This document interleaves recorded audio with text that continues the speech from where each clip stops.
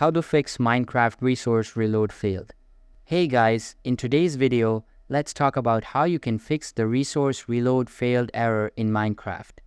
Now, this issue usually pops up when there's something wrong with the game's resource packs. Maybe they're corrupted, incompatible with your version, or there's just too much going on for your system to handle. The first thing you should think about is whether you recently added a new resource pack or updated your game version.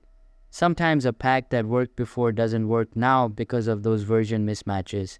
You might want to remove or disable any custom packs and see if Minecraft runs fine without them.